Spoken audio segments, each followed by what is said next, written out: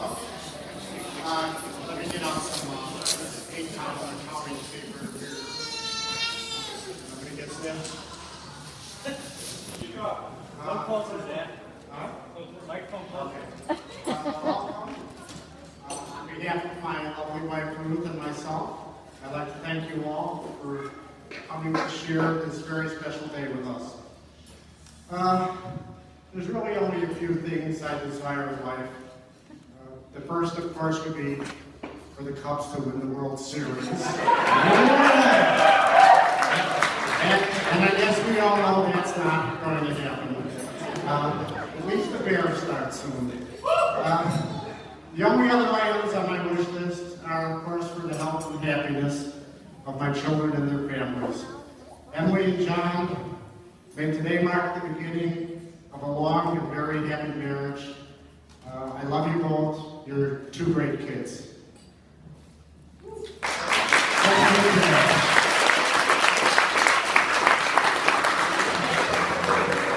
That is your father and bride, Mr. Rich Bowers. All right, he was passed off the microphone to your matron of honor, Miss Carly Peavy. Hi everyone, my name is Carly Peavy, and I'm super excited to be able to stand up as Emily's matron of honor. I know I have a weird last name, but it's easier to say than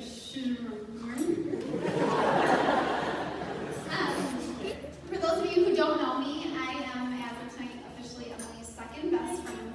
I do think John has had first place for a while now, but marriage does lock you into first place best friend forever.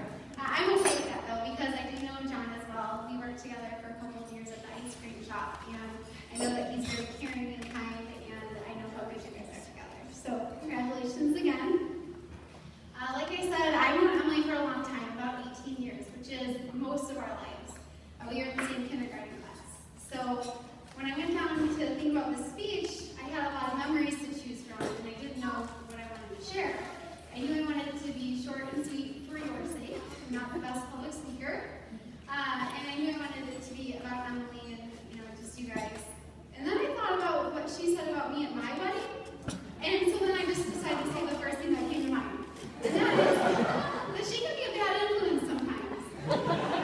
I'll share with you a story from the 5th grade. We were in the back of our math class. We were kind of slackers in math, probably passing notes, and Emily forgot her calculator. And in the 5th grade, it's a big deal if you forget your calculator.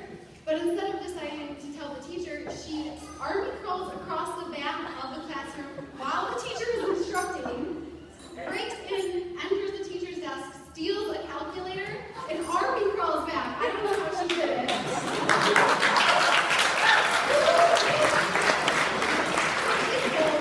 She also used to request that we ditch band practice and sneak into the big gym illegally and knock over the mat so she could practice her tumbling skills. So, I admire your boldness.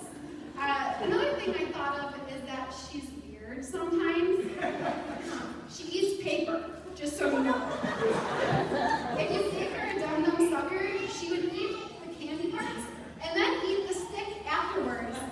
Same thing with cupcakes. She'll eat the little wrapper. I don't know if it's like an apple or separate, but I guess it's a good source of fiber. I probably should say something nice too. She's an inspirational friend. She's a wisher and a hoper and a dreamer. We always dreamed and wished that our little brothers, who are the same age, would be best friends like we are, because then we could babysit together and hang out at the same time. They talk now, they're friends now, but we're both married, so it doesn't matter. But really, when it comes down to it, I want to share with you how great of a friend Emily is. I've known her for a long, long time, and she's always stood by my side, even when I'm wrong. She tells me that I'm wrong first, but she'll be there when I figure it out for myself. And she's loyal and true, and she listens to you. And I know that what I've experienced in our friendship is only going to be multiplied by 1,000 between you and John. So I really just pray that you guys grow in friendship and in your faith and in love. And I just wish the best for the two of you. So I hope that's what this speech is supposed to be about. It's what I came up with on the car on the way home from my first meeting. That's great. But to the both of you guys, you want to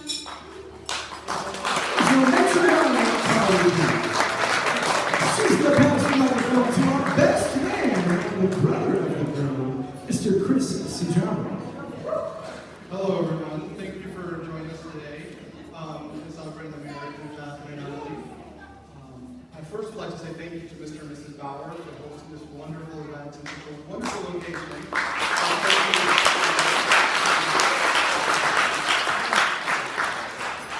You know, they're actually lucky I'm prepared to talk because I have not to this day been officially asked to be the best parent. I'll let you know that. So, I am here. I have had the fortune to know John for his whole life. And being quite a few years older than him, I truly do remember every single day. And from changing his diapers, and he told me not to say it, but I used to tell him to lift so I can wipe.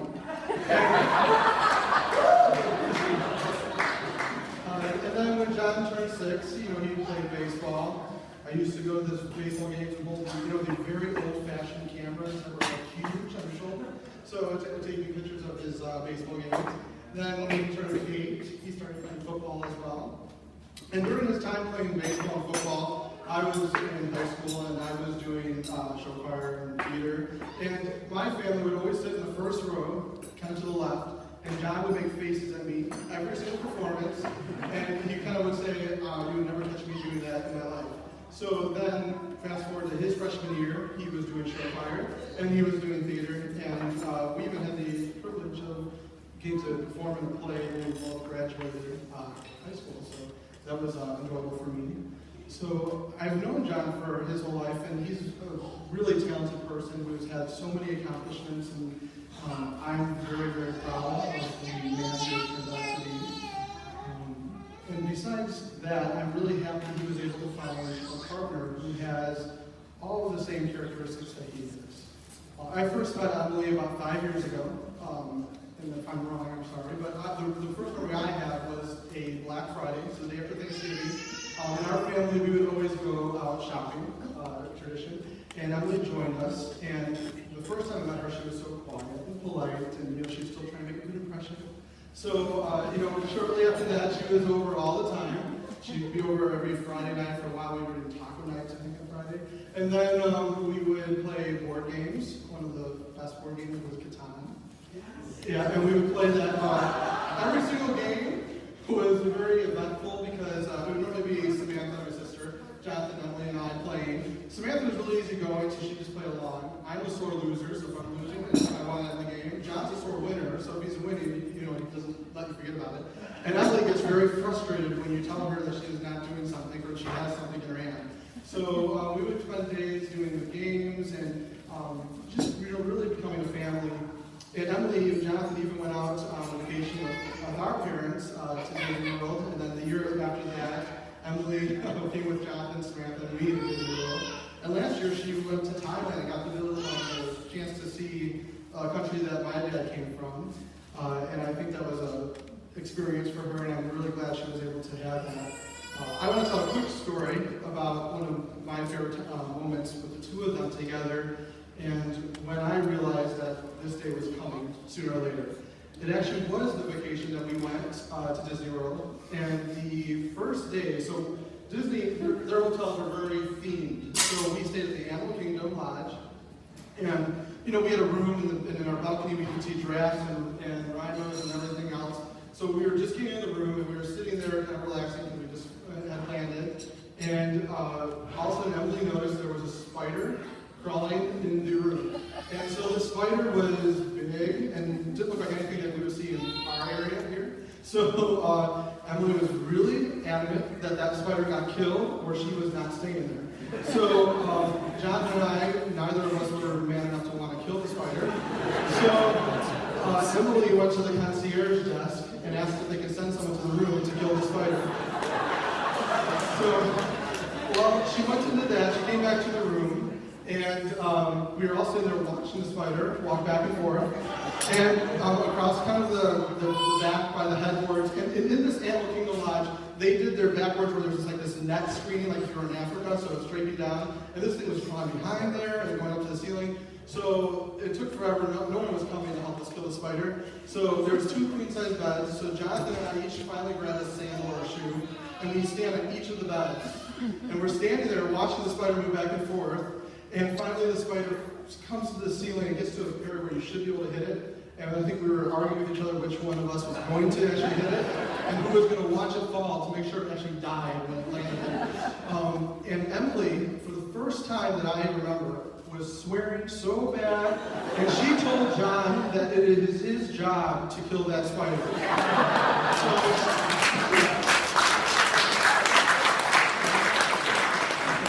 If I remember correctly, though, I think I ended up actually hitting it, and John was the watcher.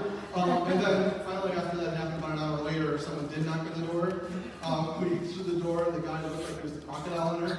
And he said, "I really hit a spider, I guess." And I said, "Well, we finally were able to get it to come out." So I made it seem like it wasn't so stupid. But at that moment, John was so worried to make sure that she was happy, and Emily was really adamant about making sure that what she wanted happened. So at that point, I really knew that they truly did love each other.